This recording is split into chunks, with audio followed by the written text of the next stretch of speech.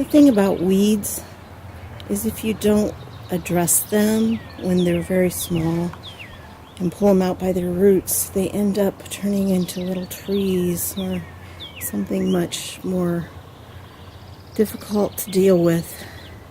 And as you can see, here's some that got out of hand last year because I was too busy dealing with my dog. And this particular one is so thick. It's a Rosa Sharon. They grow everywhere. But the plants, the ones that I have that I keep them because they are beautiful. They put out a lot of flowers and bring a lot of bees to my garden area. But they send out all kinds of seeds and we get them everywhere. So here's one that's grown up and it's probably over an inch in diameter. So I'm going to have more strength to be able to do that, to get rid of it. And they keep coming back is the problem. And this is really a spiritual lesson here. Because sometimes when you have false doctrines that come into your church or into your own life, they tend to get out of hand if you don't address them quickly. And then you've got a mess to clean up.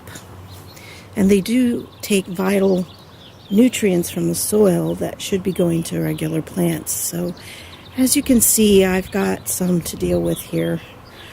And it's going to probably be a little while before I can do that, unfortunately, with my health issues.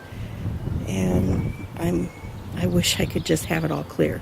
This is a little composter that my dad built for me. And this is supposed to be a shaker screen, but as you can see, it's kind of useless right now because of that. So anyway, and the rest of this is like extra dog fencing that I'm going to be getting rid of now that I don't have a dog. That's really sad to say, but people say, well, why don't you get another dog? It's just, I can't. It wouldn't be fair to the dog because I struggle just to take care of my own needs, let alone a dog and the cats. I have the cats, so I'm going to kind of go with that because they require a little less maintenance than a dog. But yeah, this is my situation, and like I said, spiritually speaking, I worked with an online biblical counseling ministry for 13 years in Yahoo Chat, and we helped people who were in this mess spiritually.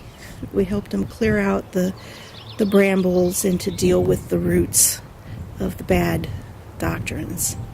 So I just wanted to share that with you because that's always on my heart, helping people to see what they're dealing with spiritually. And I think sometimes, seeing it in this respect can help you because there are so many little things that we allow into our own lives that aren't quite right. They're not quite biblical.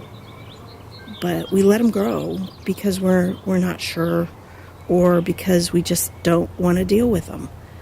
And then we end up with a mess. So that's kind of what we spend our time doing, helping people get out of their mess. I wish I had a little person that could come and do that for me. But yeah, it's going to take a little while. I'm going to probably get the garden done before I tackle this. And I can't use any of the compost in there because I can't really get to it. My nephew's probably going to take all the fencing. He has chickens, so he'll probably take that. But yeah, this is where we're at right now. So if you get a chance, if you spot anything that's not biblical in the teachings of your church, in the teachings of whatever minister you happen to be listening to, if it's one online or on TV, I challenge you to deal with it when it's small and get it out by the root. Because if you don't, it's going to be a bigger challenge later. Thanks for listening.